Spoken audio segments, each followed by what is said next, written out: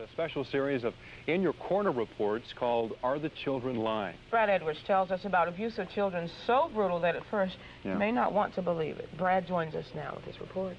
Well, usually when you first hear the words satanic ritual abuse, it sounds almost like something made up from a horror movie. It's a practice that is so brutal, so horrifying, that you don't want to believe it's being done to young children as well as adults. I'm pretty hard to convince, but when you hear about the abuse from kids, it's difficult not to believe. Still, many in law enforcement who are asked to investigate have to ask the question, are the children lying?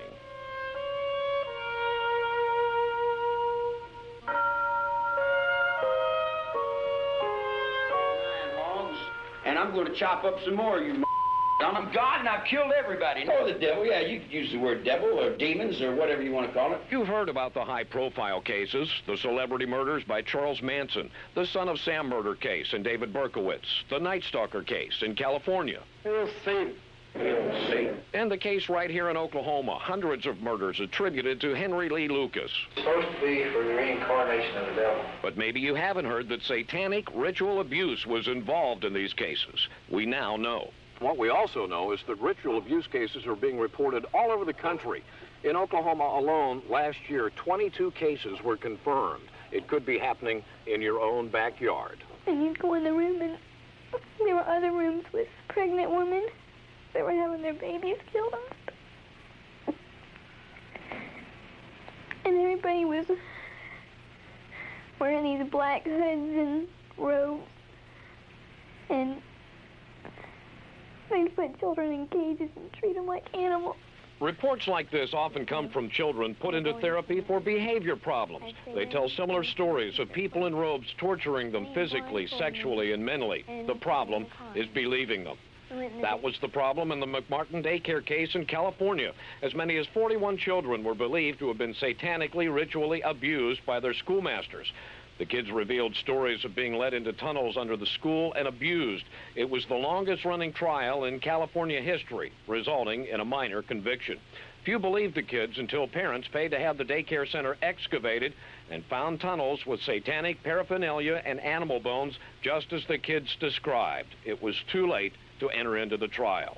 The cases I've told you about so far are from around the country, but I didn't have to go far to find cases right here. I know, it just hurts. A family called to ask for help in getting something done about an alleged molestation case involving people in the Surrey Hills Mormon Church. That opened the door to another case allegedly involving some of the same church people, where a woman claims she and her 5 young children were caged and abused in the worst way, the satanic way. Have you seen that done? Have you ever seen a baby killed by them? Yes, I have. But you don't know who belongs to or anything? No, they've killed a lot of people's babies. But I don't know who they are.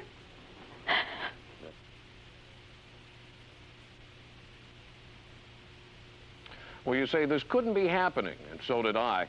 But when you see children in therapy and case after case draw pictures of what was done to them and what they were forced to do, then you stop asking the question, are the children lying? Yuzi? Brad, besides what you mentioned, what other evidence is there to back up what these children are saying? That's a big problem that we're going to get into in this series, because there is little hard physical evidence. Nobody can come in and lay something down and say this was used, that was done, and it's very secretive, we're told, so that makes it difficult for prosecutors to go after these cases. Bradley, how widespread is it, and why don't we hear more about it? Well, I've studied cases from all over the country, independent of each other, yet still describing the same kind of ritual abuse, like some kind of a regular ceremony used elsewhere in the country. We don't hear more about it because it is so unbelievable. And police, when they investigate child abuse cases, they hesitate to bring up those words satanic ritual because it's so unbelievable. Yeah. They fear prosecutors DAs will not even take the case. Okay, and part 2 tomorrow night at 10? Yes. Okay, thanks, Brad. We'll be right back with your weather outlook. Stay with us. This is Derrick Broze. Derrick Broze. Derrick Broze. This is Derrick Broze of the Conscious Resistance. I'm here in Standing Rock. That man is wanted in 5 different countries: Chile, Argentina, Brazil. We've been fighting a long time. We've all lost so very much. So many loved ones gone. Don't you fucking tease that horse! You are not alone. There are pockets of resistance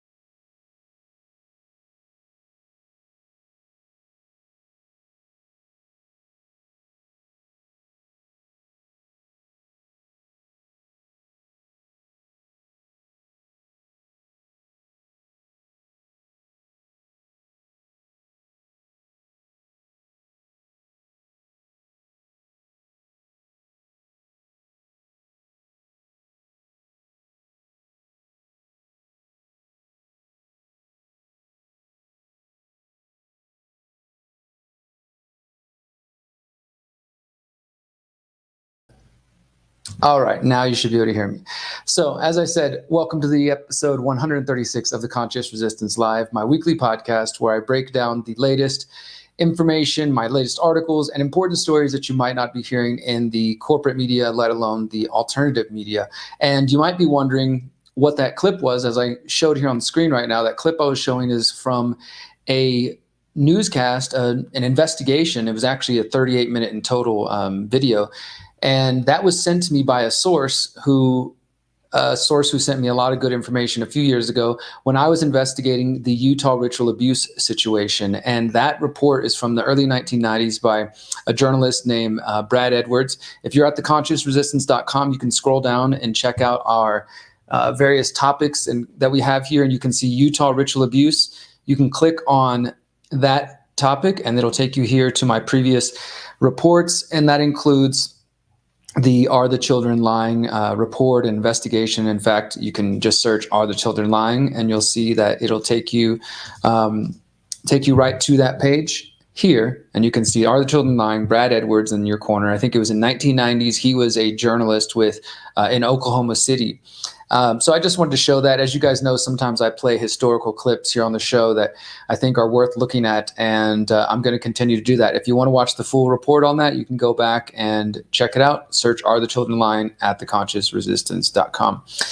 Now, today's going to be a good show. I've got a lot to talk about. We're going to be covering two of my latest articles, one which is focused on my ongoing investigation into not only Bethany Christian Services, the Christian adoption firm, but the international adoption scene. And I'll specifically be showing how many of these adoptions, as I've been learning and reporting on now since May, are in fact legalized trafficking of children. And I use air quotes for those who are not watching, because I say legalized because it has the backing of the legal system and in many cases government institutions.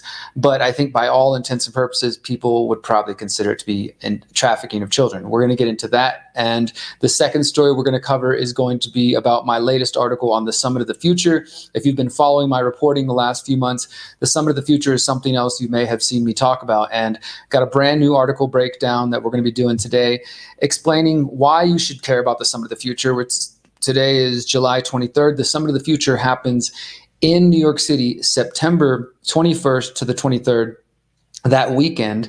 And this is part of the United Nations 79th annual General Assembly meeting. But again, this is they're pumping it up. The Summit of the Future, they're going to sign something called the Pact of the Future. It's very likely the United Nations and the member states are going to declare a planetary emergency and give themselves more powers to push us further to world government. So we're going to break down all that. And then, of course, we'll be talking about a book that I'm reading in my segment, What's Derrick Reading, where I highlight some of my books from behind me. And then, of course, we're going to end with a music video from a conscious artist. So I'm excited to talk with you guys tonight, and thanks for everybody who is joining me.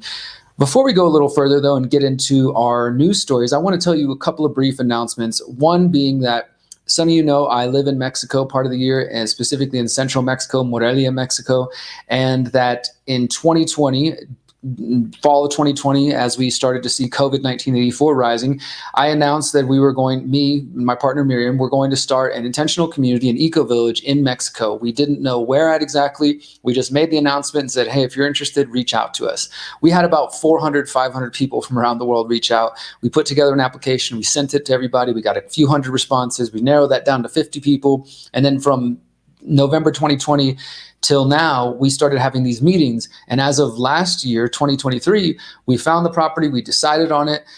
We announced this in January 2023. We did some crowdfunding. Thanks to many of you out there donating, investing. We raised $25,000 plus we put in some of our own money, and we were able to purchase this property in central Mexico, outside of Morelia, which is where I'm at right now, up in the mountains, and it's very beautiful. In fact, I'll show you a picture of it in just a moment. But the announcement is that we are now looking for new members who want to join us. And before I tell you more, I'm going to just play you a quick video that Miriam and I put together explaining what we're looking for, and I'll show you the website, and then we'll move on. So check this out. Hey everyone, it's Derrick. And it's Miriam. And we are super excited to share some new information about our eco-village project, the Conscious Agora. First of all, we just want to say thank you to everybody who has contributed. You may remember that back in 2023, we launched a crowdfunding campaign. We raised about $24,000 from people all around the world. And that allowed us to get the land that we now have here in Morelia, outside of Morelia, Michoacan, Mexico.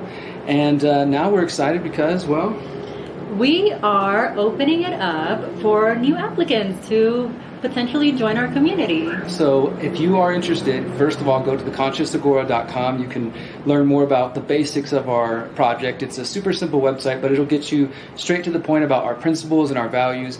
And if it sounds like something you're interested in, then I do encourage you to reach out to me. You can email me at derrick@theconsciousresistance.com, DERRICK @theconsciousresistance.com.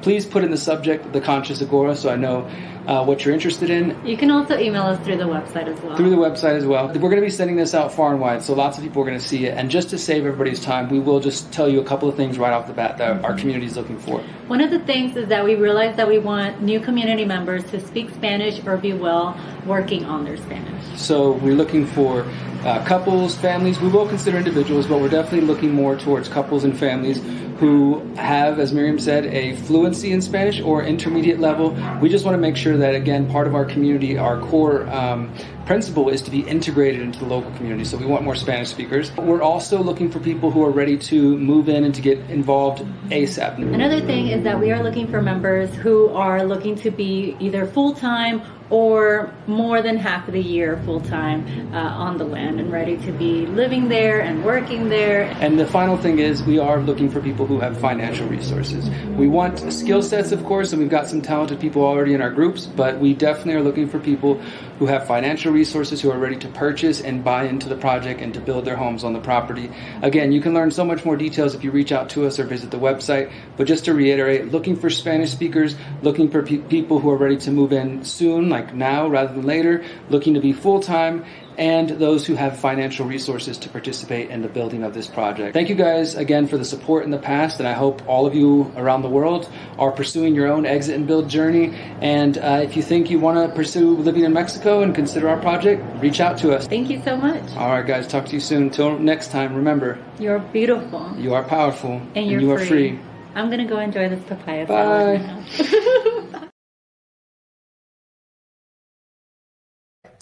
So the website is theconsciousagora.com. Check it out. Like I said, super basic website, but it'll tell you more about it. And for those of you who've been following my work for years, you know that I wrote about this back in 2016 in my book, Manifesto of the Free Humans, which was republished in 2020 in the Conscious Resistance Trilogy. So you can go there. You can also just go to the website, and we do have a link on the website about our value, our principles and our values, and you can actually click where's that right here and read a PDF version of those 3 chapters from my book that focus on the creation of the Conscious Agora: sovereignty, the individual, mindfulness, permaculture. Those are key to what we're doing. And there's a few older pictures here that you can check out from the land, including this one of the donkey here and some of our avocado trees. We went this weekend actually and camped, and there are peaches growing still, bananas growing, avocados, pomegranate, and it's the rainy season, so there's still stuff growing. But yeah, check it out if you guys are interested. And again, theconsciousagora.com. So let's move forward. One other announcement before we get into the news. I'm going to be in Nashville, Tennessee this weekend. I'm going to flying to Nashville tomorrow from Mexico, and I'll be there Thursday, Friday, Saturday, coming home Sunday. And that is for the Bitcoin Nashville Conference. Now, for those of you who know my work, I've been involved in the Bitcoin space, reporting on it, trying to understand it since 2012. And started receiving Bitcoin transactions back then, started going to the Texas Bitcoin Conference and other events and interviewing people, again, trying to understand it. And I'm one of those people who've been around long enough to remember when Bitcoin and crypto was specifically about trying to avoid the government and avoid taxes and to get past the fiat central banking system. Unfortunately, in the last few years, most people know about the crypto Bitcoin space specifically as what people call number go up, which is just a dumb way to say, oh, that's all you care about. You want the number to go up. You want it to be worth more in US dollars, when the whole original goal was to not even use US dollars or francs or euros or pounds or pesos, but instead to have a non-state currency where people can transact without needing banks and government. Unfortunately, the space has largely been co-opted by people who are just promoting it as an investment, a way to get rich, and oh, we don't need to use it as an actual currency. I could go on and on. But nevertheless, I'm going here. I will be there as media with Ryan Christian of The Last American Vagabond as well, and my buddy Hakeem Anwar from the Above Phone. All 3 of us are going to be there. should be a good time. And specifically, we're going to, as you can see there, Donald Trump's going to be there. Robert F. Kennedy Jr. is going to be there. Russell Brand's going to be there. Michael Saylor's going to be there. Edward Snowden's going to be streaming in, doing a talk. Trump will be there. And as usual, wherever Trump goes, it's going to be a circus. Some of you may remember back in May, I went to the Libertarian National Convention. Trump was there. RFK was there as well. I also questioned RFK at the Consensus Crypto Conference in Austin about Zionism. I'm planning to do more interviews. Vivek Ramaswamy is going to be there. I do plan to try to interview Russell Brand and ask him about some things. We'll see if there's a chance to even get close to Trump after recent events. And RFK Jr. and some other folks who I think are responsible for totally changing the perception of Bitcoin, like I was saying, and taking it from being a non-state currency to being something that people just think is a fun investment to add to their portfolio. And there will be some talks based on privacy. There will be some actual interesting things. A lot of it is just going to be, in my opinion, garbage, kind of promoting crypto and Bitcoin without any eye towards it actually being a revolutionary, evolutionary alternative to the state. And instead just like, yay, let's celebrate Bitcoin because we're all getting rich, while we're supporting people like Jamie Dimon and Larry Fink from BlackRock, who are now coming into the space and saying, oh, Bitcoin is so great.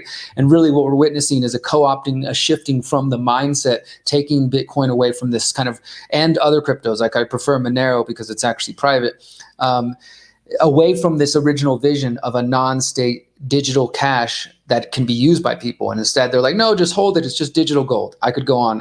But my point is, in case anybody's there in Nashville, you want to meet up, if you're going to be at this conference, hit me up. I'll be there for the next few days, hanging out with Ryan Christian and Hakeem Anwar of the Above Fund. So, all right. Again, thank you guys for being here tonight. We're about to dive into our stories. Let's check some comments real quick.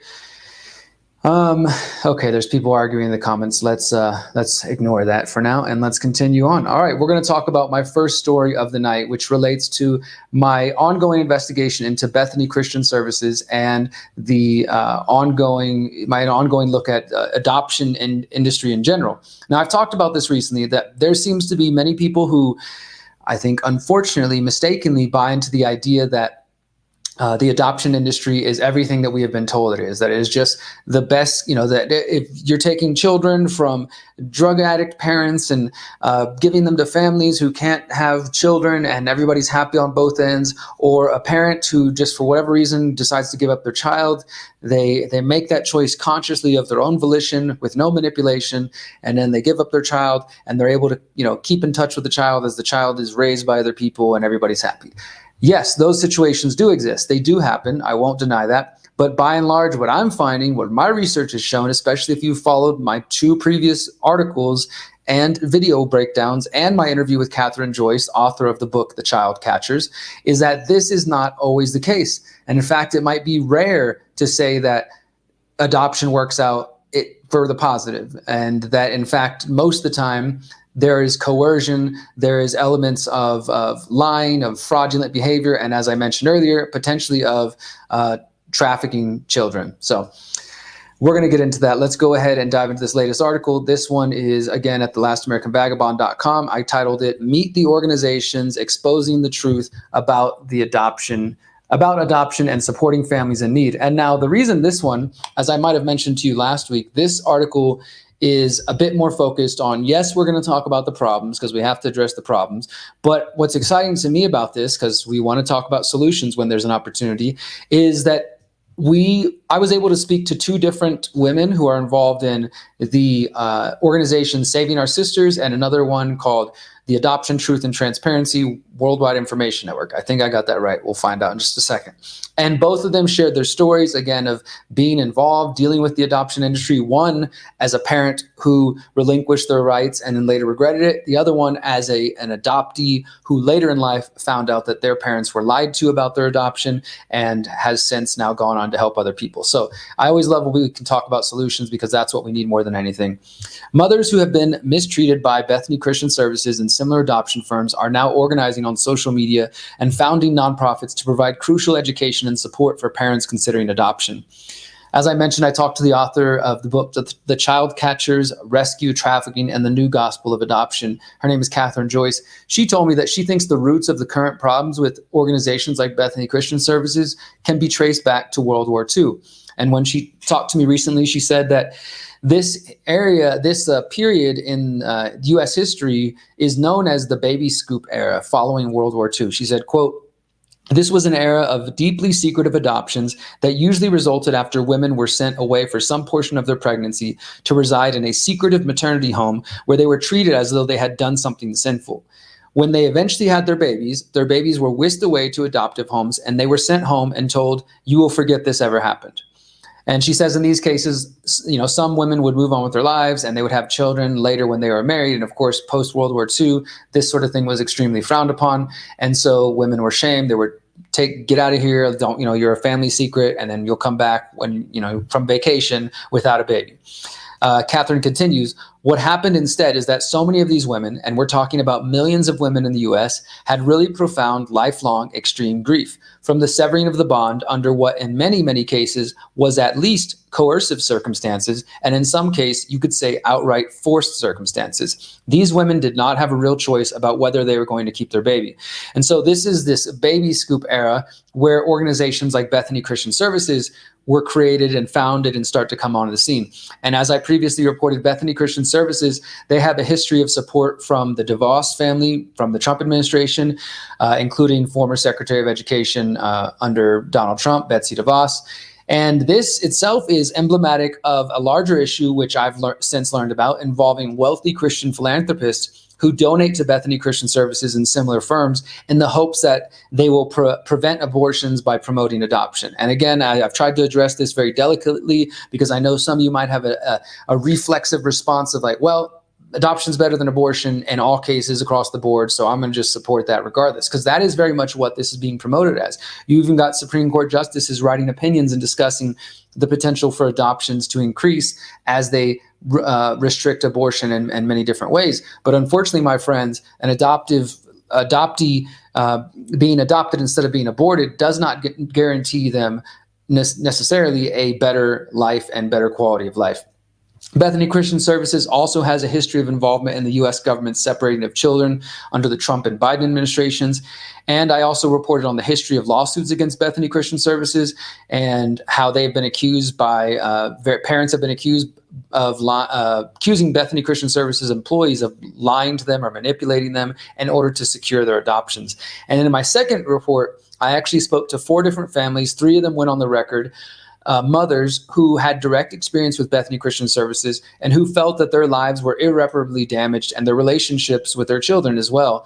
And each of them have different details about how old they are, what part of the country they came from, their backgrounds, but the outcomes are pretty much all identical. What the women told me was that they were promised what's known as an open adoption from Bethany Christian Services, and they chose to relinquish their rights for different reasons, but they said, okay, there'll be an open adoption, you'll get pictures of the child, you'll get letters, you'll get updates on their lives, you'll be a part of their life. But every single parent that I spoke to for my investigation said that those promises were not upheld and often were just completely ignored, or they were just outright lied to. And then as I ended my second piece, leading to where we're now, what we're about to cover, I discovered that just like there is a quote unquote conspiracy culture on the internet that many of us are a part of, you could say truthers, conspiracy realists, whatever you want to say, there is a very similar thing when it comes to adoption. I'm calling it the adoption truth.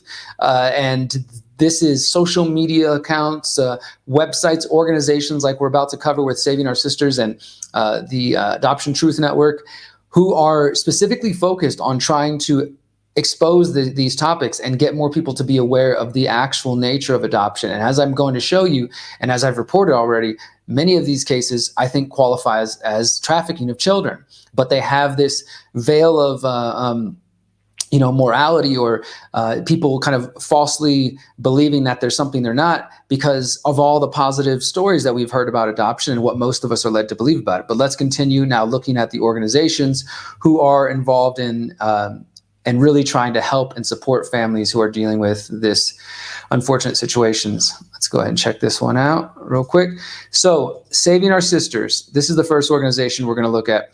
Renee Gellin, she's one of the co-founders of the organization, and she told me she had been struggling to get out of debt in 2008, after her business collapsed, and she found out she was unexpectedly pregnant. And she panicked. She struggled, she said, to believe in herself and her ability to give her child the best possible life. And after spending months trying to work out a plan and to take care of her incoming child, she ultimately signed papers to relinquish her parental rights 72 hours after her son was born. And she said that, like the other women, she was promised an open adoption. She told me, quote, "It was a very, very rude awakening and extremely traumatic to learn all the things that happen in an infant adoption. I was not informed of my rights. I didn't have an attorney. I didn't know I should have an attorney. It's been a really rough road, and it really affected my family." And after dealing with the aftermath of this, she started to go to the internet like many of us do. She started joining forums and checking out, looking for other people who had similar experiences or had just somebody to connect with. And that is exactly what she found. She started finding blogs about parents and others who had dealt with similar situations, similar experiences. And she connected to a woman named Lisa Woolsey, who was another mother who was also struggling with the adoption of her daughter. And the two women realized that they had both been misled regarding what they consider, quote, unnecessary infant adoptions. And they decided that they wanted to help other mothers to potentially avoid these experiences.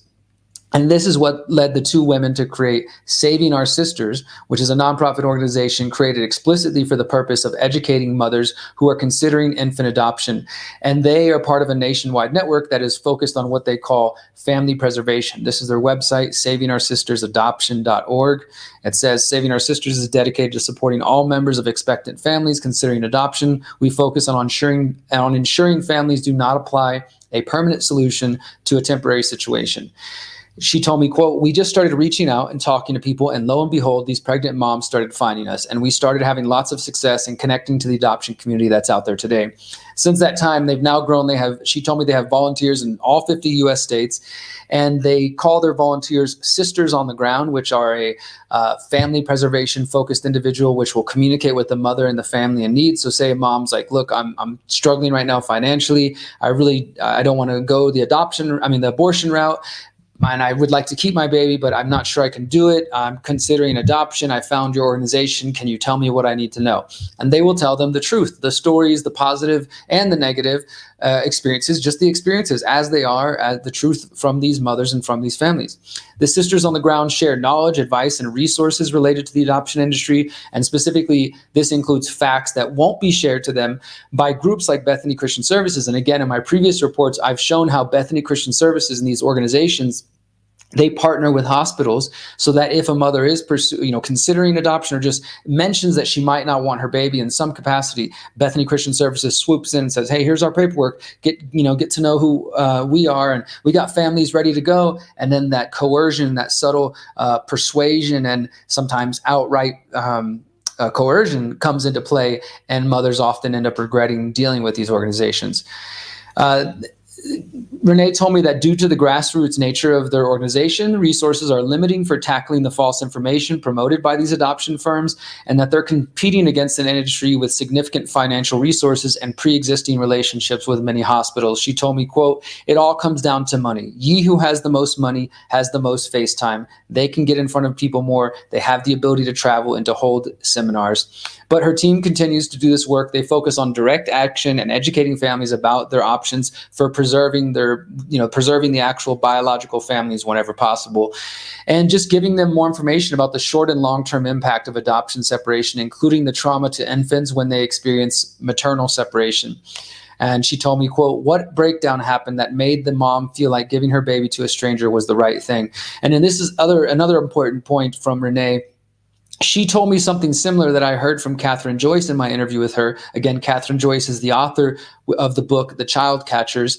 She told me that many times these women who choose to go down this route are sometimes just struggling with making their next bills. Like if they had a little bit of financial help or support from family, friends, whatever it may be, they would not choose to put their babies up for adoption.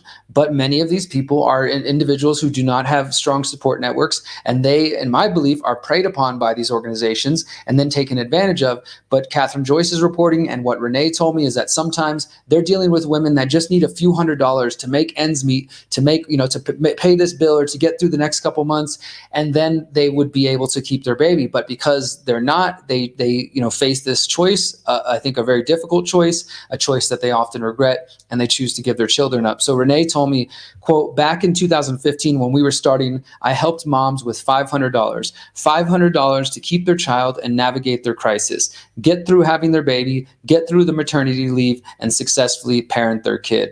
So I think that's an important point too, is that sometimes, I mean, I'm as an anarchist, as a libertarian, as a voluntarist, I don't really advocate for government welfare. I'm not saying, kick everybody off welfare and throw them out in the streets immediately, but I do wish we have a world where those programs weren't necessary and we could take care of ourselves more. So I'm not necessarily saying like the mom should be provided money, a welfare program by the government or something like that. I'm just saying the reality of the situation is not what many of us have been told, that sometimes these are just tough times. And this is the crazy thing too.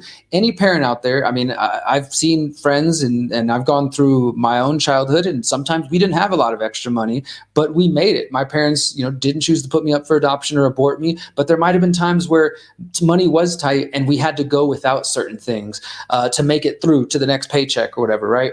And just, it's so simple like that. Like a lot of people who choose to keep their babies end up struggling like that. But in these cases, these families, these mothers don't have the support systems. So that financial struggle becomes, I guess I'm going to give up my child for adoption. It's not what I want, but I feel like I'm backed into a corner. And then, of course, you add to that these coercive organizations, which are manipulating the women often, as my previous reporting shows. And it's just not a good situation. It's a bad situation. So and the other point that my brother over here in the comments is making is that this is actually a $1 billion industry around the world. The baby adoption, infant adoption industry, and then particularly as we're about to get into the Korean adoption industry, the fact of the matter is some people who want to adopt, they want an Asian baby. It's like a trendy type of thing. And so then that causes, of course, a desire, a demand for these babies, and somebody's going to fill it one way or the other. So I think it's very crazy, these types of situations. Let's continue on. Again, if you're just tuning in, we're covering my recent article for The Last American Vagabond, my third part in a series looking at the adoption industry and the truth of how these industries work. And now we're talking about the solutions, people who are actually working on this. So the next organization we're going to look at, let's talk about the woman behind the organizations. One of the women, her name is Janine Vance, and her twin sister, Jeanette. They were both adopted in 1972 from Seoul, South Korea to the U.S. And at 24 years old, after their adoptive mother passed away, her and her sister discovered that they were not U.S. citizens. They grew up their whole life just, not really knowing their history, being told that they were born in the U.S., that they were adopted, of course. And then in 2004, they traveled to Seoul, South Korea for the 50th anniversary gathering of overseas adoptees from Seoul. She told me, quote, there were about 450 Korean-born adoptees who traveled to Seoul to contemplate overseas adoption. And I think that's really interesting. It's the 50th anniversary, so 2004, so you're going back to 1954. What happened around that time? The Korean Wars, we're going to get into in a moment. And it was at this gathering that the twins discovered that there were Korean parents who were out there searching for their children. She said, quote, that came to us as a complete surprise because we had always been told that we were unwanted, that we were orphans, and that we were abandoned. That kind of triggered my investigation into how the children are obtained exactly. And the twins would soon discover that adoption agencies around the world have been caught claiming that children have been abandoned by their parents or that the birth parents have died. And as part of her investigation, she began to read the memoirs of the pioneers of the international adoption from South Korea. She said, quote, the pioneers were actually faith-based evangelicals who built the overseas child welfare system and actually have a huge impact and influence on the system, which has now exploded to overseas adoption all over the world. And so in 2011, the Vance twins started the Adoption, Truth, and Transparency Worldwide Information Network, which focuses on advocating for adoptees and providing resources for families who have experienced the trauma of adoptions. And through their website and their social media pages, Adoption Truth, they highlight the reality of the adoption industry, which most Americans are, and not even just Americans, but Koreans and people all around the world are painfully unaware of. And I think that's really a disturbing aspect of just the outright ignorance. Janine's told me that the Adoption Truth organization differs from other groups because they don't silence people who have had negative experiences with adoption. So this is one of the common things I've been told, is that if you, let's say you have dealt with adoption, you get approached by Bethany Christian Services, you choose to relinquish your rights, and you go to them because you're having trauma, you're having, just mental health issues dealing with the whole thing, and you were told they were going to be there, they were going to make therapy available to you, but it all ends up being bullshit. They totally just turn their backs on you. In fact, as I reported in part 2, some of the mothers were told, you can't say that. Don't tell the adoptee, the parents that took your baby, don't tell them you're miserable. Don't tell them you're depressed. They're not allowed to know that. And, they want to suppress the truth about this because this is $1 billion industry. So most of the other organizations that are adoption advocacy groups are people that don't want to hear the negative side of things. They're only there to, promote the positive aspects of it. And Janine was even telling me there's kind of this like twisted cycle, I guess, where in some cases the adoption agencies like expect the adoptees to come full circle and then adopt children themselves, which is sort of like a tacit endorsement of it. I mean, an outright endorsement of adoption by saying, yeah, I was adopted. Now I'm going to go adopt more babies myself because I know it's such a great thing. But that's not always the truth, of course. Janine said that these other groups put a priority, or that her group puts a priority on the voices of families who've been separated by adoption and adopted people as adults who want to talk about the truths relating to the adoption industry without being shamed. She told me, quote, the people who've been influenced by these adoption agencies, they have these knee-jerk reactions to us that we are anti-abortion, when really we are questioning the way that children are obtained for adoption. Anti-adoption. And so she's saying they're not anti-adoption, they're just questioning the way that children are obtained for adoption. Now, of course, Janine and her sister's story is related to the Korean adoption industry, and this takes us from my focus on Bethany Christian Services, which mainly operates in the US and a few other countries. Now we're starting to look more broadly about this, and I do believe I will have future articles in this series where we look at the adoption industry as it relates to Africa, to India, and then back here in the I'm not in the US, but back in the US, you can look at the adoption industry as it relates to Native American people, which is my ancestry, and Native American tribes and the reservation system. A lot of theft of children that took place in those communities as well. This is not an unusual situation we're describing. So Janine told me that she can trace the history of adoption back to the Catholic Church in Europe in 1618 and then in the Americas in 1850s. She says then in the 1950s, after the Korean War ended, the evangelicals and the missionaries began coming to Korea and started the demand for children. From there, this Korean model of adoption was seen as the standard model for overseas adoption. And she told me, quote, the reason why it has that reputation is because everything became legalized. They created adoption laws that made it legal to do what a lot of adoptees believe is child trafficking. So that standard becomes codified, and then from there, it's exported to South America, Africa, India, and other parts of the developing world. And in recent years, though, the Korean adoption industry is actually starting to hit the mainstream news, including a focus on the Holt adoption firm, which was responsible for the Vance twins adoptions. And I'll just open these up real quick. I found, numerous reports. Thankfully, this is getting more information out there. This is NPR via Associated Press in 2023, South Korean inquiry to look into more foreign adoptions with suspect origins. This is a video from Australian news, because there are Australian South Koreans, of course, that were adopted out. It says fake orphans and stolen babies, investigating South Korea's sham adoptions. Like, this is, you might not have heard about this, guys, but this is a growing problem. And in 2023, Janine and her sister sent a special request to the Korean government's Truth and Reconciliation Commission, asking it to end overseas adoption. And the Truth and Reconciliation Commission was established in 2005 to investigate various atrocities in Korean history, including after the Korean War. And the women and other organizations, there's about a dozen or more organizations involved, are calling on the Korean government to finally end overseas adoption 70 years after the Korean War ended, and it says, quote, to refrain from ratifying the Hague Adoption Convention, which was created and monitored by the adoption lobby itself to legitimize child trafficking. And that sounds like something else to look into, the Hague Adoption Convention. They said that they sent their files to the commission to investigate their adoption, as well as hundreds of other Korean-born adoptees who were sent to the US and Europe. The document was supported by Saving Our Sisters, the National Association of Adoptees and Parents, Adoptees with Guatemalan Roots, the Family Preservation Project, Adoptees Rights Australia Incorporated, and dozens of other family preservation adoptee advocate organizations. and they're looking for more people to sign on. Janine and her sister also organized the Adoption-Trafficking Awareness Symposium, which brings together adoptees and advocates. And she said specifically they refuse to take money from big donors who are associated with the major adoption firms. They also run adoptionhistory.org, which she said is her effort to get the perspectives of adopted people out into the mainstream. And she says the website is focused on adding educational resources on the adoption crisis, which are devoid of faith-based industry and advertising campaigns and marketing ploys, which, quote, deceptively hail faith-based agencies as saviors and also proclaim that they speak for and work for God. And one thing that Janine told me that we'll end here with is she said, quote, one of the things I would ask for the public is don't vilify us or persecute us and say that we're anti-adoption. In the adoption world, that is equal to being anti-Jesus, anti-Christian, anti-religion. Really, what we're doing is we're on the side of families and natural human rights and reuniting communities.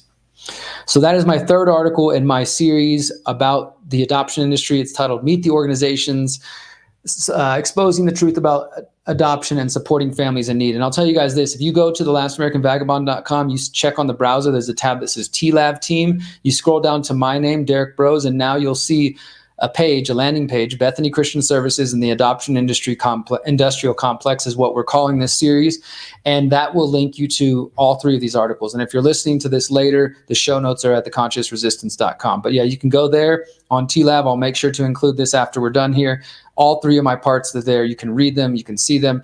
You can also go to theconsciousresistance.com and find my video breakdowns of each of those articles. You can find my full interview with Renee of Saving Our Sisters, because obviously in that article, I just quoted a few pieces from there. But if you want to listen to the full interview, it's titled How Saving Our Sisters Supports Families Impacted by the Adoption Industry. That was just released yesterday. And then my interview with Janine, titled Exposing the Adoption Truth and Supporting Those in Need. Both of those can be found over at theconsciousresistance.com, and I'll be adding an adoption category to the website very soon so we can make it easier for you guys to find that. So what do you think about it? Is this, am I, barking up the wrong tree? Is there nothing to see here? Adoption's all good, and Derrick, you're just crazy. This is better than them being aborted. What are your thoughts? We're going to go to a quick break, and when I come back, we'll read some comments before we get into our second story of the night. Thank you guys so much for tuning in. This is The Conscious Resistance Live, and we'll be right back. Are you using your phone, or is it using you? Rise above mass surveillance and discover a phone that protects your privacy and communications. Above Phone does everything your old phone does, without tracking you, while giving you complete control over your phone and apps. We are better than big tech. It works with any cell service. No forced logins, no advertising or tracking. Download apps privately. Control your phone and its apps with secure hardware. Introducing Above Suite. Protects your internet traffic. Private email on any device. Video call with friends privately. Encrypted chat, calls, and internet phone. Protect your searches and get results. Don't worry if you're new. Every phone includes a free 45-minute live call. You also get free email and chat support, free guides, and video courses. We can take back our technology. We're here to help with tools and education. You have the power.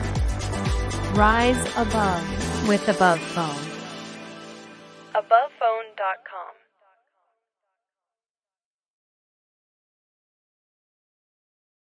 Welcome back to The Conscious Resistance Live. My name is Derrick Broze. We were just talking about Bethany Christian Services, and we're going to continue that dialogue. I want to say, if you're interested in the Above Phone, please do check out the link via my website, and it's listed in the description of the video wherever you're watching. If you actually want to focus on solutions and maybe get off big tech and stop supporting the big tech companies who made your phone, you can look into the Above Phone, AbovePhone.com. But check out the link to my website if you'd like to support me at the same time. Let's hit some of these comments real quick. All right, so we got stats on adoptees are terrible. More like to commit suicide, end up on hard drugs, and more likely to commit suicide, end up on hard drugs, and end up with psychological and emotional issues. Adoption in America is broken. We also got, they just care about the money. It's an enterprise. We also got Head Full of Acid says, this is straight up evil, preying on new mothers who are vulnerable and frightened in order to profit financially. And I agree with this. Saving Our Sisters is an amazing organization. They can use all the help they can get financially. Gracious Love says, thank you so much for your dedication to the truth. You're very welcome. I appreciate that. We get a question, how much does Bethany Christian Services profit per adoption? That would be nice to know. And we got a response. It varies. They're making a lot. Adoption is a $24+ billion industry in the U.S. alone. Babies can fetch up to $100,000 for a healthy baby. And we got Head Full of Acid shares a story. The birth of my first son was an amazing experience. Every moment with him is precious. He helped me understand that the only thing that matters is the time we spend on the earth with the ones we love. That is beautiful. Thanks for sharing that. And both of these organizations are worth supporting. I absolutely agree with that. And finally, Bethany Christian Services seems to be a node in the trafficking network. I think that's pretty accurate. So, all right. Thank you guys for continuing. Well, one more here. This is an important one. Greg says, these Christian philanthropist organizations make me sick, as does the church in general. Those are my thoughts.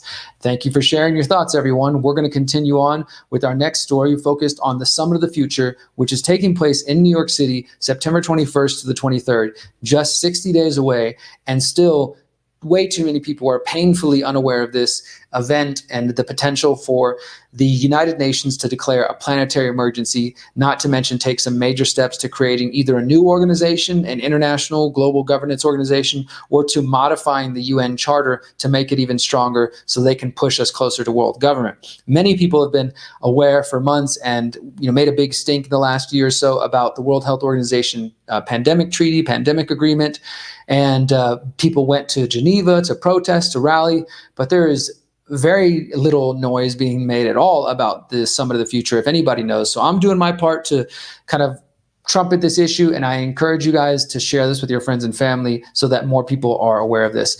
Now, if you go to go to theconsciousresistance.com and you search Summit of the Future, you're going to find this article that I published back in April, which got a lot of traction, was translated to Spanish, and I'm very proud of it. If you want to get a primer, then you can go back and check that out. Today is based on my new article that's going to actually be published in the morning. It's not even published at The Last American Vagabond yet, so you're getting a sneak peek. Of course, if you're watching this or listening to this later, it's already at thelast-american-vagabond.com. But I wrote this article back in April titled The Summit of the Future and the Pact for the Future Will Rapidly Expand the Technocratic Takeover. And if you don't know the term technocracy, you're not familiar with it, again, go to the website, search technocracy. Go to theconsciousresistance.com/how-to and download my book, How to Opt Out of the Technocratic State, which gives you a history and background on the technocracy movement and also how it relates to our current world and what's coming soon. Let's look at the new article, though. And since it's not published, you're looking at the back end of the TLAV website. So I'm just going to show you guys this. Sorry, it's ugly, but I need to be able to read what I wrote today because it's pretty fresh. I titled it, The UN Will Sign the Pact of the Future in 60 Days. Here's why it mattered. And I'm just going to hit a few different key points and update you guys. This article, like I said, will be out tomorrow. In September, the United Nations 79th General Assembly will host the highly anticipated Summit of the Future, where nations are expected to sign the Pact of the Future, which represents a major step towards the creation of a one world government. And I know that's some crazy right-wing paranoia. Nobody's trying to work on a one world government, they tell us. But there sure do seem to be a lot of people talking about it while you're not paying attention. So the UN's meeting in New York City for their 79th General Assembly. This is an annual assembly. And as part of that, they're having this Summit of the Future. And again, they're going to sign something called the Pact for the Future. And they're also expected to declare a planetary emergency. This is all coming on discussions over the last few years, since at least 2022. You can go back to 2020 and find some of it as well, from UN Secretary General Antonio Guterres, who said that it is time to shift financial resources to rapidly complete the Agenda 2030 goals, the Sustainable Development Goals, which were set by the United Nations in 2015. In September 2021, the Secretary General released his report titled Our Common Agenda, which called for the acceleration of the implementation of the Sustainable Development Goals and the commitments contained in the United Nations 75th Declaration. Our Common Agenda also called for a Summit of the Future so they could, quote, forge a new global consensus on readying ourselves for a future that is rife with risks, but also opportunities. And they said that the Pact of the Future will be, quote, a world and international system that is better prepared to manage the challenges we face. Now, you're going to see that like usual, these technocrats, they want to keep us all in fear. And we've got, this term we've been hearing for multiple years now from the World Economic Forum, what they call a polycrisis. We're facing a polycrisis of rising climate disasters, economic turmoil, wars, pandemics, disease, things like that. And it's just getting so crazy that we can't have individual nation states deciding on how to respond and what steps to take. We need to have a multilateral global governance system, which is just another way to say world government. Instead of unilateral, one country acting, no, we need this multilateral system, which, hey, let's be honest, maybe that would be a good thing for us if we didn't have psychopaths running the world and managing the individual nation states or being puppets for the people who really manage the nation states. If that wasn't our reality, then sure, the idea of some peaceful global governance situation where we could, take humanity into the future and build a better planet like we all know is possible, that would be great. But you're not going to take the United States, China, Russia, and some of these authoritarian nations, which are increasingly authoritarian, throw them all into a blender and get out peaceful world government. I'm sorry, it's not going to work that way, my friends. That is not what's in the cards for us, at least not through the United Nations. This is likely to be another shift towards a world governed by unelected internationalist politicians. And as I said, the UN member states are likely to vote on radically altering the UN itself, what they're calling UN 2.0, and to change the very way that nation states make decisions about the planet. They've also recently announced that they have something called the Global Digital Compact, which they say is all about establishing an inclusive internet for multi-stakeholders. And they promise it's going to be open, free, secure, and human-centered. And it's going to help complete the Sustainable Development Goals. They've also talked about having an agreement for the future generations. They're making big moves. They're making big plans. And so while many of us are sitting there arguing on Twitter and debating on the internet or just trying to live our peaceful lives, because, the reality is most human beings are peaceful people who don't want to oppress other people. We just happen to have these psychopaths at the top, and then other well-intentioned people who do work in the UN and various nonprofits who think they're doing good work, who are being manipulated to further agendas which are not going to lead humanity to a life of liberty, privacy, individual happiness, community happiness, collective liberation. No, it's going to be more control under the philosophy of the technocrats. So as I say here, although that the Summit of the Future and the Pact of Future have begun to creep into the independent media space a little bit, the public at large is still completely unaware of this meeting and the implications of the agreements being discussed. Now, in this section, I wanted to point out one of the people who is talking about the Summit of the Future, and that is a man named Jeffrey Sachs, which you may be familiar with. Jeffrey Sachs was one of these guys who seemed to gain some support in the independent alternative community, research community during COVID 1984, because he was the chair of the Lancet, the medical journal, the Lancet's COVID-19 Commission between 2020 and 2022. And he used his position to question the source of the COVID-19 panic. He also testified in front of the US Congress in 2023 regarding the funding of gain-of-function research and the so-called lab leak theory. And he's also been interviewed on alternative media or mainstream alternative media, depending on your view, including Jimmy Dore and Russell Brand. This is, again, Jeffrey Sachs, who is quite academic, and he recently published an op-ed on the Summit of the Future. He's also been a longtime proponent of the United Nations and their Sustainable Development Goals. In fact, he is director for the Center for Sustainable Development at Columbia University. And students out there will recognize the name Columbia University and will remember that Columbia University is actually the home of the original technocracy movement back in the 1930s. So is it a big surprise to see some professors at Columbia University promoting a technocratic vision of the world that we need to manage the planet for the good of everybody? That is basically the mindset of the technocrats from back in the day, that the people are too stupid to vote to know what's good for us. So we need to have a scientific dictatorship run by the scientific elite and the technological elite, micromanaging what they called the technate. That is what technocracy is about. Sachs is also the president of the UN Sustainable Development Solutions Network, and he served as a special advisor to the UN Secretary General from 2001 to 2018, and also advised the previous UN Secretary General. So he's been quite involved in the UN in many different ways. So it's really no surprise that on June 21st, he wrote this piece calling for the Summit of the Future to essentially build a world government system. Of course, the word he uses is multilateralism, but again, the end goal is the same. It's the end of nation states, and it's the implementation of a world governing body with the power to affect national policies. And Jeffrey Sachs wrote, "The world's geopolitical system is not delivering what we want or need. Sustainable development is our declared goal, meaning economic prosperity, social justice, environmental sustainability, and peace. Yet our reality is continued poverty amidst plenty, widening inequalities, deepening environmental crises, and war."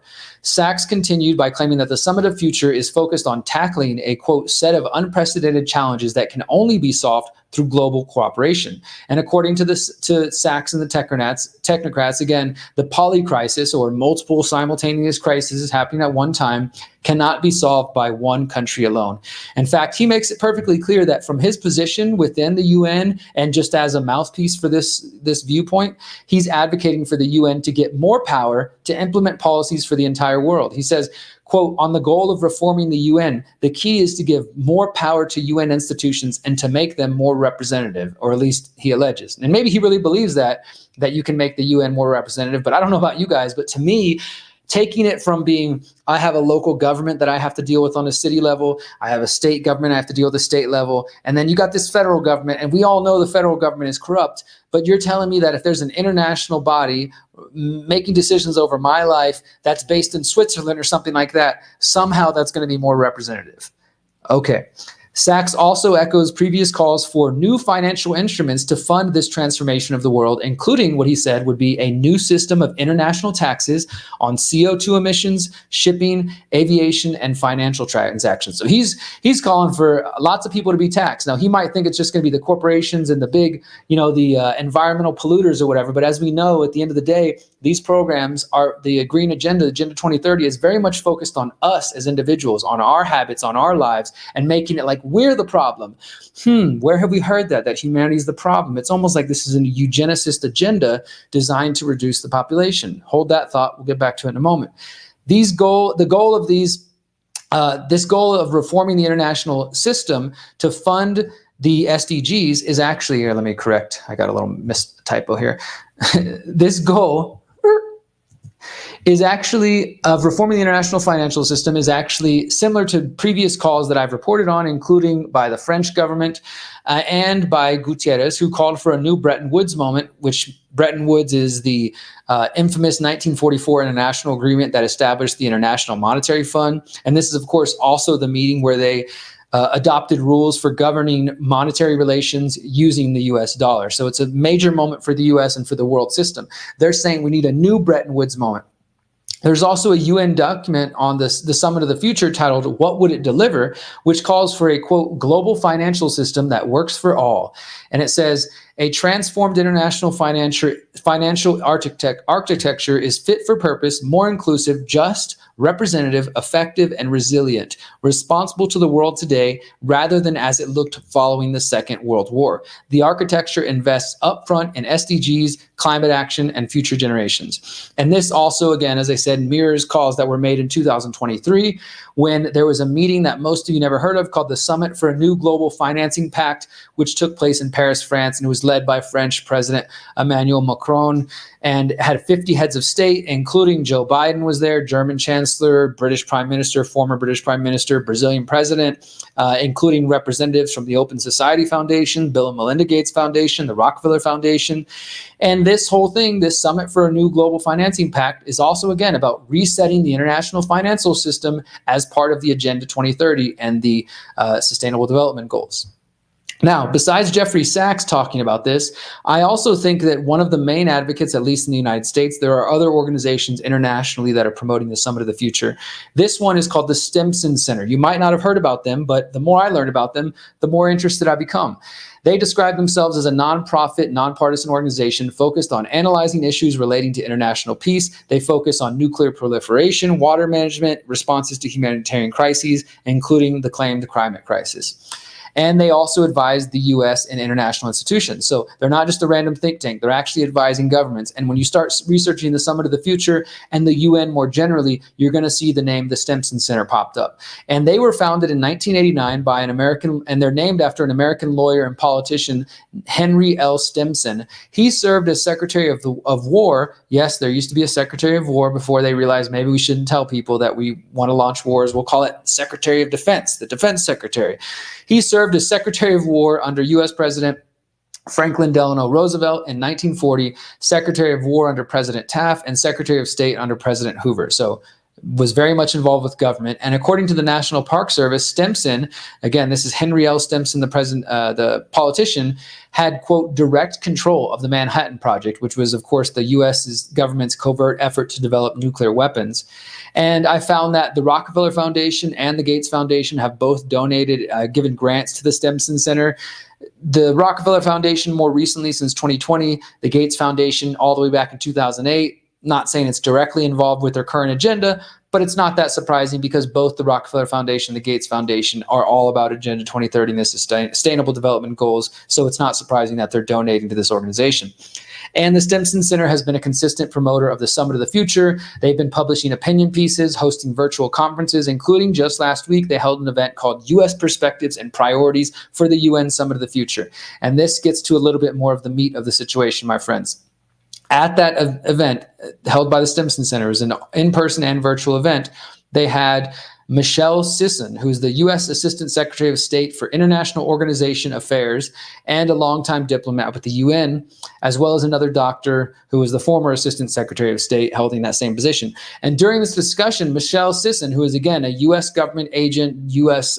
UN diplomat, emphasized that the U.S. government's support for the Summit of the Future and the UN Sustainable Development Goals. She said, quote, "We also support the draft Pact of the Future's recognition of the importance of UN efforts towards developing protocols for an emergency platform in the event of further complex global shocks." Now, this is what is so important about the Summit of the Future, my friends. This call for an emergency platform and the declaration of a planetary emergency. I think this is probably the most potentially dangerous aspect of the Summit of the Future and the so-called Pact of the Future. Now, I previously reported that there was a zero draft version of this document. The Pact of the Future was released back in, I think, February, maybe March. And in that document, the United Nations is calling for an emergency platform that they say will be activated in the event of, quote, such a shock that it has an impact on multiple regions of the world and, according to the UN, requires a, quote, coherent, coordinated, and multidimensional response. And this draft document of the Pact for the Future also says that the emergency platform, they promise it's not going to be a standing institution or a body, and they promise that it'll fully respect the sovereignty and the territorial integrity and the political independence of the states. Trust the UN if you want. However, they're not the only ones calling for this. You have groups like the Climate Governance Commission, which are also promoting this planetary emergency. And here's a few interesting facts on the Climate Governance Commission. It was convened originally by a woman named Maha Graf, who's a member of the Global Governance Forum, which has extensive connections to technocracy, to the technocratic state, including the Rockefeller Foundation. And the Rockefeller Foundation helped fund the work of the Climate Governance Commission. I'm like updating my article here in real time. Excuse me. I'm like noticing I left out some words. Oh gosh. The Climate Governance Commission was funded by the Rockefellers, and this makes perfect sense if you recall my reporting from 2023 when I wrote that the Rockefeller Foundation has made it clear that the climate agenda is their new focus. And of course, the Stimson Center is also a close collaborator with the Climate Governance Commission. So I need to map this out, but you've got the UN, you've got groups like the Climate Governance Commission, you got the Stimson Center, you got the Rockefeller Foundation, and each of them are kind of like in this feedback loop, feeding information, then publishing pieces, getting it out there, getting politicians to pay attention. So this is my piece back in 2023. Rockefeller Foundation's new focus on climate change signals the next phase of the Great Reset. And that is what I think we're seeing here. So in November 2023, right before the UN COP28, the Climate Governance Commission released a report titled Governing Our Planetary Emergency, and they continue to advocate for updating our ideas on governance, specifically the idea that we need to move beyond nation states. And under this document, again, Governing Our Planetary Emergency, under a section titled Near-Term International Governance Innovations, it says that, quote, "We urge the UN General Assembly at the 2024 Summit of the Future to declare a planetary emergency, recognizing that the triple planetary crisis poses a grave risk to global stability and security, among others, to be reinforced in similar statements by bodies and agencies of the UN." They also echo the call for the emergency platform, which I told you about is in the zero draft version of the Pact for the Future. And they recommend convening a, quote, planetary emergency platform to address rapidly accelerating consequences of climate change. Now, look, my friends, here's a little history, conspiracy history, or just eugenics history, if you will. If you go back and you do the research, you start looking into groups like the Club of Rome, what you're going to find out is that these organizations are actually the originators of this idea of declaring a planetary emergency and this so-called polycrisis. Recently, the Climate Governance Commission put out a report, again, November 2023, that they said the belief in a polycrisis is, quote, recognized in the work of the Club of Rome Planetary Emergency Project. Well, let's look at that. The Planetary Emergency Project was established in 2019 when the Club of Rome published something called the Planetary Emergency Plan. And then they had updated it 1 year later, August 2020, at the very beginning of COVID-19 84. The Club of Rome's emergency plan is described as, quote, a roadmap for governments and other stakeholders to shift our societies and economies to bring back balance between people, planet, and prosperity. And again, the Club of Rome calls for a planetary emergency. They say the plan should, quote, be founded on the urgent need to at least halve greenhouse gas emissions by 2030. These extreme calls for reducing greenhouse gas emissions, especially carbon, have led many researchers, including myself, to conclude that the guiding philosophy of the Club of Rome is actually a belief in eugenics masked by a faux environmental agenda. And I'm going to repeat some of the information I shared before. For those of you who are well versed in the Club of Rome, it'll be familiar. If not, this will be new to you.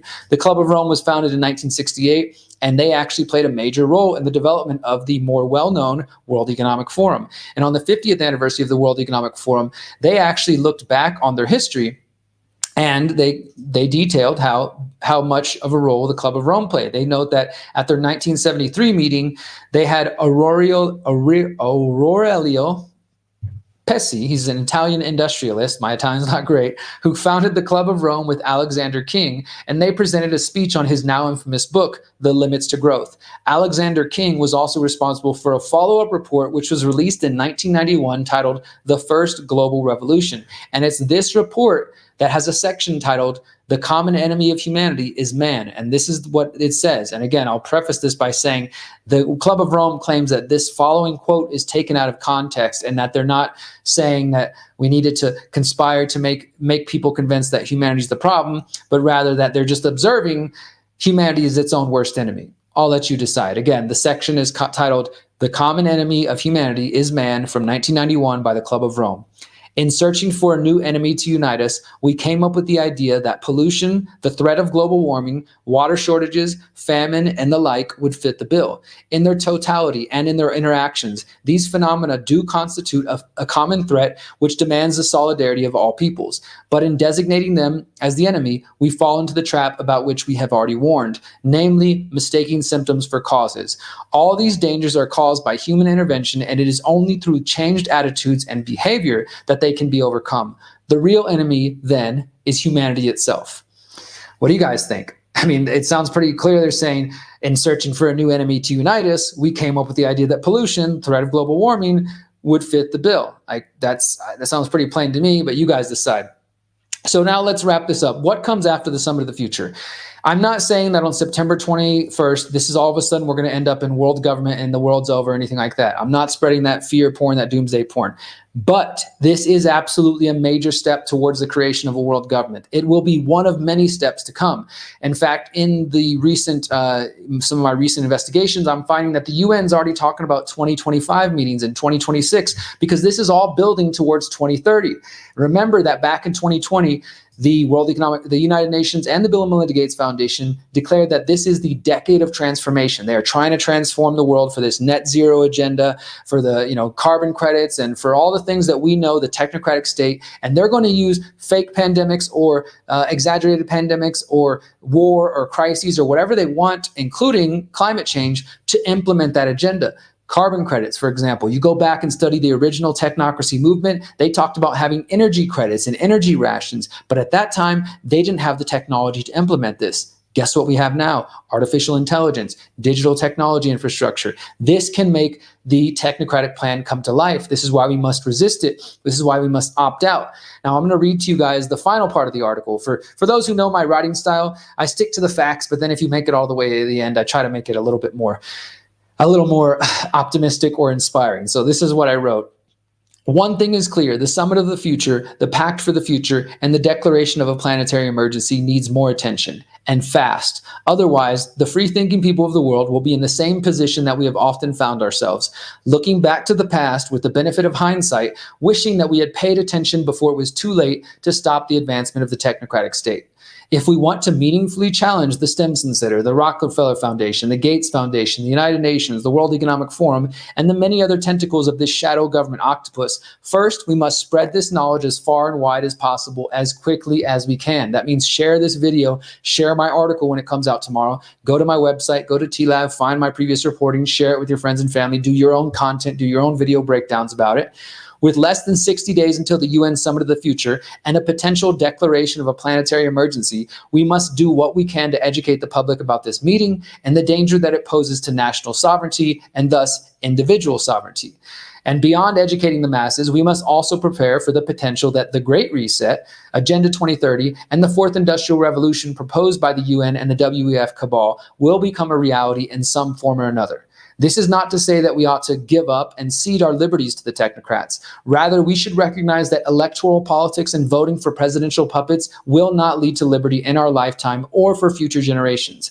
Instead, we ought to put our energy into the creation of alternative, parallel systems which can compete with the technocratic state directly.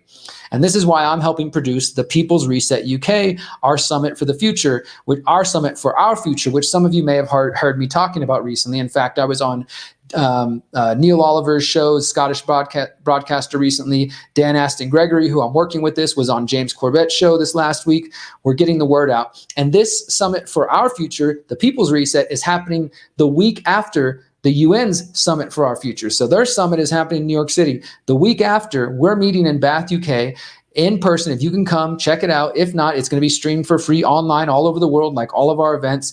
And this is 3 days, 24 presenters focusing on solutions for creating parallel systems in the area of health, finance, education, digital technology, community building. There's a lot of different areas we're going to take that. And together, if we do that, if we focus our energy on these parallel alternative systems, I believe we actually can create a better world. But I don't think it's going to come. In fact, I know it's not going to come if we keep banging our head against the wall and playing the same old slave games and thinking that somehow we're going to beat these people through the political system, even though they created this very system to be corrupted in this exact way. So that is what the Summit of the Future is, my friends, and I encourage you to learn more about it. That article will be published at thelastamericanvagabond.com by tomorrow morning. For those of you who are seeing this later, it's probably up. And I'll just show you a couple other things on the screen. These are things from the UN website that I pulled up. Press release, ahead of the Summit of the Future, countries commit to accelerate their delivery of the Sustainable Development Goals. The high-level political forum, this just happened recently in New York. This, like I said, they just keep having more and more meetings. These people are so organized while we're sitting here arguing on the internet, trying to figure out who's a shill and who's a controlled opposition. These people put their differences aside and they work, they coordinate, they get shit done. This is another one on the Summit of the Future. Like I said, they're working on something called the Declaration on Future Generations. I'm going to be paying attention to this because, knowing these people, it's probably not good. And they've also got this one, the Global Digital Compact. They've also released the zero draft of that as well. So that is some more of what the heck is going on there with the crazy UN folks. And that is my report on the Summit of the Future. As I said, I really encourage you to check out the articles, to check out my previous videos I've done on this, to check out my interviews I've done with Jakob Nordengrad, who's from Sweden. He's one of the few other researchers working on this. I'll be interviewing him this coming week. And we're going to continue to try to expose this. I mean, I feel like this is what I have to dedicate my time to. We're 60 days away from the Summit of the Future. Some of us are even talking about trying to organize a counter protest or a counter rally during the Summit of the Future in New York City. I might fly out there. If any of you are interested in being involved in that, I don't think protesting alone is going to stop things. That's why the next weekend I'll be in Bath talking about parallel systems and building alternatives. But it is absolutely important that we get out there, that we hold a sign sometimes, that we go out and pass out flyers and talk to people and let people even know that these issues are going on and that the UN doesn't actually represent our values and our beliefs.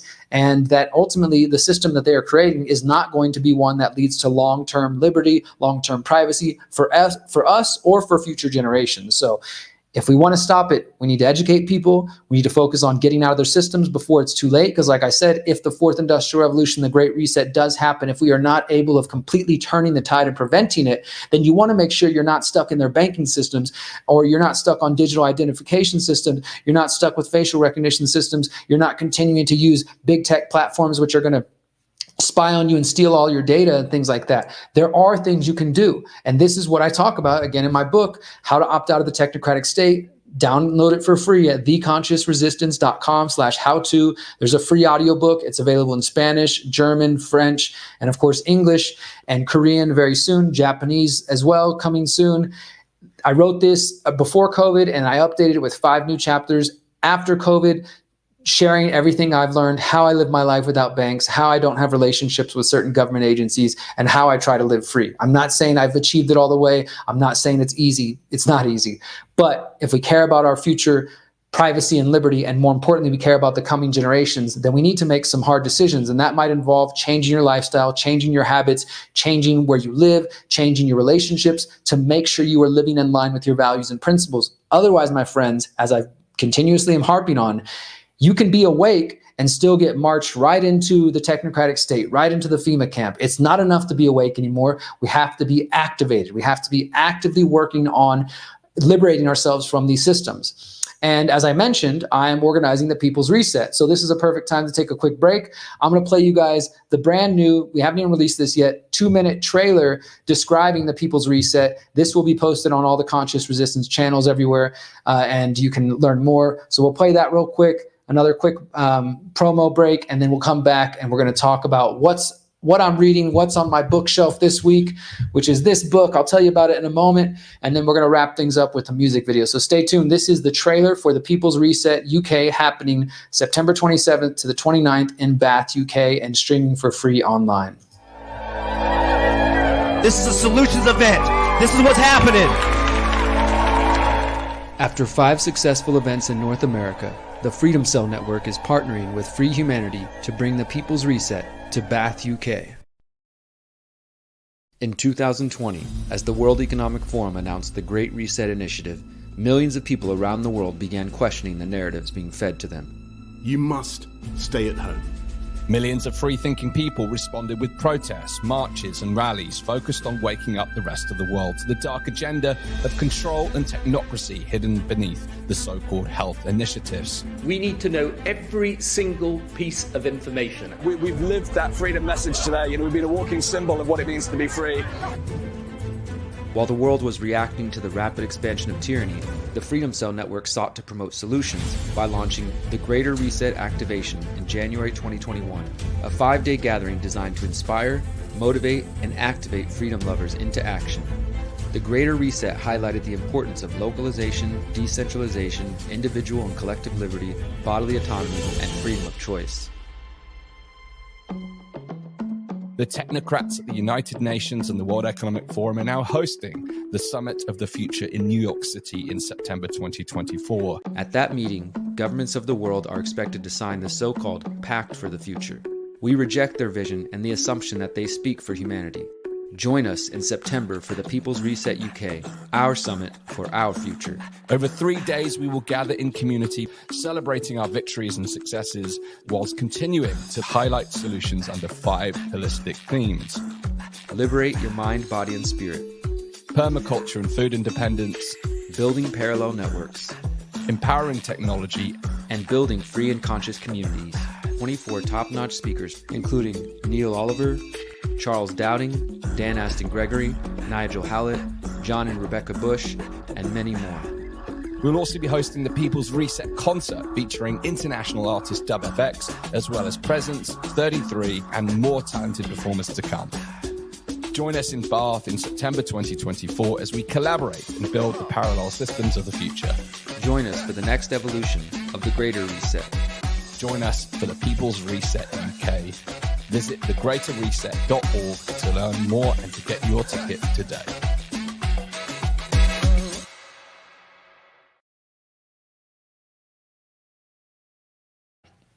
So that is the People's Reset UK. The website is either you can go to thegreaterreset.org or thepeoplesreset.org. and find out more. Again, in person, I highly encourage you. There's nothing like these experiences. I'm not saying this just because I organize this event. I've been organizing events on the local level and now on the international level for about 20 years. And people constantly tell us this is a life-changing experience, paradigm shifting. It's all solutions focused. None of the problems that you hear about on the internet all day.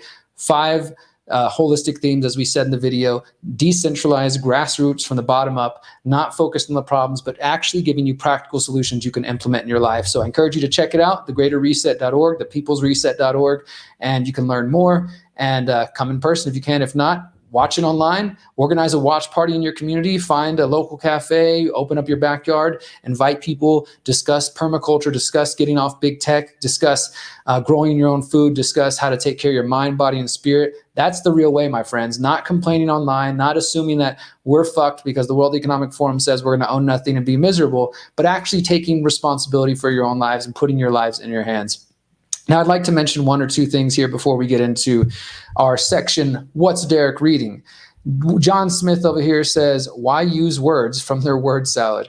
He says, fuck the reset. We want to get back to good old decent values where common sense prevails. Communism always perverts nature. First of all, John, nothing we're advocating for at the People's Reset is communism in any way. And why do I use the term? Well, because I think the world does need a reset. Not a top-down technocratic World Economic Forum UN reset, but look around the world, my friends. I'm not talking about the engineered climate crisis or the things that they exaggerate, but look at things like deforestation. Look at the fact that there's microplastics in male penises and testicles. Look at the fact that our soil is depleted. Look at the fact that all the various problems we know, that the world's infiltrated by intelligence agencies who engineer coups and who murder people and who, control the corporate media.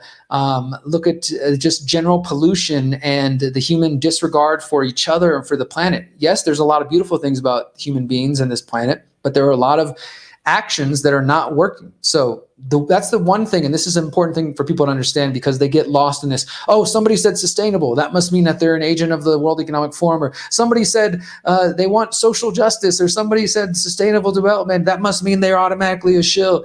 And James Corbett has a great video on this saying something like, I'm a sustainable developer, globalist, this and that, and just explaining that independently, these terms aren't bad things. It's not a bad thing to want to live in a sustainable way. It's not a bad thing to care about the environment. It's not a bad thing to really, for any of these things. The problem is when governments or institutions, especially in the case of the UN, which are unelected bodies, come in and try to tell you what to do with your life, try to control you, try to pass a law to say you can only drive so much per week, you can't eat meat only on every other Tuesday, you can only wash your clothes every few months. These are things that the World Economic Forum and UN talk about in their future world that may have to happen for them to achieve their goals. That's not what we're advocating. What I'm advocating as a voluntarist, as an individualist, as a freedom lover, is that the free, beautiful, powerful people of the world who are conscious enough to see that the world is not working currently. And it's not just about going back to good old decent values, because a lot of people weren't benefiting in the past. A lot of people at the good old days weren't doing too good, maybe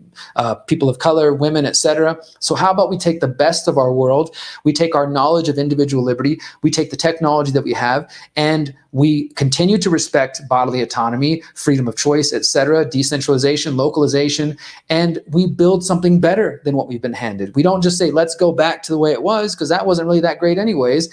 And let's not say, okay, let's keep the technocrats in control, because we know that the same people who created the problems are now proposing themselves as the heroes and the saviors of the situation. So that is why we use the term reset. We were originally playing off of the Great Reset and saying we're the greater reset, or the People's Reset. But whether you like the name or not is irrelevant. The focus, the goal, the movement is all about solutions, empowering you. And I encourage you, John Smith and others, to actually watch to see what we're about. Or you can go to thegreaterreset.org, check out our Odyssey channel, where we've put all the videos out for free, personally edited by me, from all of our 5 previous events. That's over 180 hours of free content focused on solutions for getting off big tech, growing your own food, taking care of your mind, body, and spirit, building parallel systems, organizing your communities, helping the children. The information is out there for free. We have the largest repository in the world of solutions-focused content. We've also put out all the Spanish talks, the Spanish versions of our talks for the last 2 events, and I'm editing up the 3rd. So we are not in this for money. We're not in this for glory or fame. We're not shills. Myself and my partner Miriam and our team are working so hard on this event, and I really wish all of you could come in person. But at the very least, tune in online, and I promise you'll have a good time. Hopefully, you'll actually incorporate the skills into your life, and change your world. And then next year, you can come in person and tell us how you've been buying land and homeschooling your kids and learning to grow food, and you got off big tech, and you're making real changes. So you don't care about fake politicians anymore because you're in control of your own life. Or you can just keep complaining on the internet, keep doom scrolling, watching podcast after podcast telling you civil war is breaking out, the world's coming to an end. The choice is yours, my friends. You decide what you want for your life. All right. So let's go ahead and move on to What's Derrick Reading, where I highlight a book from my library. And this week we're looking at this book. It's called A Generation Divided. The full title is A Generation Divided, The New Left, The New Right, and the 1960s. And I am a student of history, not just American history. I just love history in general, but more specifically on student movements, and even more specifically, as somebody who studied the American libertarian movement quite extensively, I wanted to understand some of the origins of the libertarian movement, the modern American libertarian movement, which was started by people like Murray Rothbard, of course, Samuel Konkin, who's the founder of agorism and counter-economics, which is a big inspiration for my work and what I call exit and build. And this book, A Generation Divided, The New Left, The New Right, in the 1960s, it was published by the University of California Press. I'll just share with you what it says here on the back. It says, the 1960s was not just an era of civil rights, anti-war protest, women's liberation, hippies, marijuana, and rock festivals. The untold story of the 1960s is in fact about the new right. For young conservatives, the decade was about Barry Goldwater and Ayn Rand and the important war in the fight against communism and young Americans for freedom. And A Generation Divided, Rebecca Clatch examines the generation that came into political consciousness during the 1960s, telling the stories of both the new right and the new left, including the voices of women as well as men. The result is a riveting narrative of an extraordinary decade of how politics became central to the identities of a generation of people and how changes in the political landscape of the 1980s and 1990s affected this identity. Now, one drawback I will say about this book for anybody who might be more interested in the quote-unquote conspiratorial side of things, this does not get into anything like CIA funding of student movements or anything like that, which does exist. But just in pure historical terms, I even got like some old notes in here. I haven't looked at this in a while. I was taking a bunch of notes. Yeah, I have like a timeline here of student movements, 1959, 1965. And it's just really interesting to me because I see a lot of commonalities between what was going on in the 1960s, 60 years ago, to what's happening now. And it also makes me wonder, who's going to write the book like this, exploring not just the student movements, but the activist movements of our time, right? Who's going to write our history and talk about the conspiracy, truth or culture, and our efforts to wake up the world? I don't know, but I hope somebody in the future does write an amazing book like that about this. So A Generation Divided, if you're interested in American politics, history, really looking at the new left, yes, the counterculture of the left, but also the counterculture of the right, and then how that broke off and became the modern American libertarian movement. This is a super good book, and I highly encourage you to read it. It's been one of my favorites, and I'm probably going to read it again. And I actually want to show you one other thing, not a book I'm reading at the moment, but a couple of articles, areas of research that I'm looking at right now, and that is the CIA's involvement in the Mexico student movements. This article is coming from NACLA, reporting on the Americas since 1967, and it's from a Mexican journalist, Gonzalo Sotero, and it says October 2nd, the CIA in Mexico, both before and after the massacre of October 2nd, 1968, which was a student protest where students were killed, the CIA organized intelligence operations on university campuses across Mexico. And that's some of the pictures of the militarization after the student protests. And then that also picks up on this one. This is from 2017. The CIA's asset in Mexico was the architect of some of the worst atrocity of the Dirty War. Agency considered Spymaster Miguel Nazar Haro's brutal reign a period of stability that justified his ties to narcotics, the murder of a DEA agent, and even genocide. So there's a huge history here relating to the CIA, and obviously, why should we be surprised the CIA is down in Mexico? It's the closest nation on the border. They have interest over there, but it just shows you, and in fact, when you get deeper into it, some of these documents are still being released. It's still not made completely public. We're just now getting historical documents, CIA documents, some of which are tied to the Kennedy assassination, because you may have heard that Oswald was alleged to have gone to Mexico City, visited Mexico City. So because of that, people filed open records requests to find out about Mexico City. And then it sort of opened up this whole can of worms showing how much influence the CIA had. In fact, the CIA was funding, sometimes they would pay poor farmers to go pose as student protesters and rally and create a cause. They would brag in their secret documents that, okay, if we have $4,000, we can put up posters, we can put up signs, we can rally the people and get them to go protest for this thing. They also funded and worked with actual fascist groups and would pay these fascists to go beat up communists because they were mainly opposed to the rise of communism. And I mean, it's a whole crazy history. So if you want to learn more about that, I just encourage you to look up CIA in Mexico. You'll probably be able to pull that up. Not too difficult. But those are a couple of things that I'm reading this week, reading about the CIA, reading about Mexico, picking up my book about the generation divided, and looking into that. So I thank you guys for tuning in. We're about an hour and a half, so this is a good place for us to wrap it up.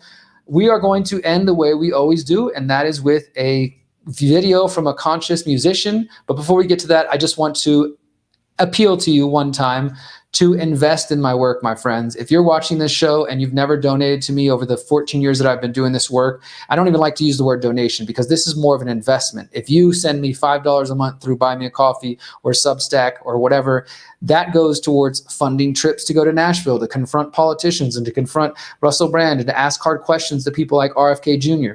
Your financial contributions, your investments go to allowing me to do this on a full-time basis. The vast majority of my money doesn't come from you guys, though, although I'm thankful for the donations. I get paid a monthly salary to write articles for The Last American Vagabond, and I'm grateful for that. But 90% of the work I do is for free. I do not get paid to do all these interviews. I don't get paid to do this podcast. I don't get paid to track down documents and to do all the reporting. I haven't been paid to create the 14-part documentary series, The Pyramid of Power. I do it because I care about humanity and I care about waking up people. But I also appreciate the investments because that makes it easier for me to dedicate and to justify my time to do this. If I ever lose financial support, if I ever lose my job at TLAV, I might have to rethink my life path and say, you know what, even though I care about the state of the world, I can't do this anymore. I'm not surviving. Thankfully, I've been blessed enough to do this full time now for years. If you want to support me, you can go to theconsciousresistance.com/invest. My Buy Me a Coffee page is there. My Substack's there. I got a P.O. box if you want to send letters or send hate mail in the mail. I've also got my crypto addresses for those who do Bitcoin, Bitcoin Cash, or Monero. And that is my appeal. So thank you guys for listening and for tuning in. Let's get ready for the music video. This week, I'm going to be playing another music video from me. Last week the week before I played a brand new music video. I've got another one that just came out, and it's for my brand new song called Reset Your Mind /Berserk. And if you want to check out my website, 33ishere.com, this is the place to find out all about my alter ego, 33 underground hip hop artist. You can find my Spotify page, my YouTube channel, SoundCloud, my Telegram channel. I just released my brand new EP, Still Writing, a couple of weeks ago. And we just released the music video last week called Guard Your Heart. And then now this week, brand new song, brand new video, Reset Your Mind /Berserk. Check that all out at 33ishere.com. And I'll just tell you a couple things before we go straight to the song. Again, thank you for supporting me in everything that I do and for continuing to watch this show and tune in and let me know what you want me to focus on. I call myself 33 because I was 33 years old when I started rapping. I'm 39 now. It was also the year that I found out my birth father died of a drug overdose. I started having synchronicities where this number started popping up everywhere. I also realized and have heard that Christ ascended at the age of 33, that Buddha became enlightened at the age of 33, that we have 33 vertebrae. That number pops up quite a lot. Yes, there's a 33rd degree of Freemasons and other, but no, I don't think that these people have enough power over my life to own numbers and to own symbols. I don't give my power away in that way. I don't give it to them. For me, 33 is healing, it's growth, it's transformation. My music is about my struggle from addiction, depression, suicide attempts, and prison to transforming my life and changing my life. It's all about the positive message and what I do now. So thank you guys for giving me a little bit of time, and to the conspiracy theorists who are convinced that because I call myself 33 musically, I'm a part of the Freemasons, whatever. continue on. Have a good day. So this song is called Reset Your Mind. I'll just share a little bit about it real quick, and we'll just get to the damn song. So the lyrics is basically me talking about, I say walking through the door and it's time to get to work. I came to make some noise and show you what's berserk. So that's just like, in my mind, it's like, as soon as I arrive on the scene, I'm here to wake people up, to make some noise and show you what's berserk, what's crazy about the world, right? And then talking about abundance, talking about, haters are falling away. I also mentioned Whitney Webb's book, One Nation Under Blackmail. I mentioned Elon Musk's Neuralink. I talk about 5th generation warfare.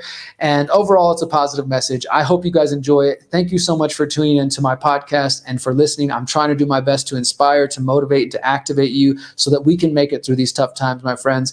There's going to be a lot more to come and a lot more chaos and struggle. I'll be here every week with you. You can reach me at Derrick@theconsciousresistance.com. Check out theconsciousagora.com if you're interested in joining our community. Check out thepeoplesreset.org if you want to come out and meet us in the UK. And follow me at theconsciousresistance.com. Till next time, remember, you are powerful, you are beautiful, and you are free. Peace, my friends.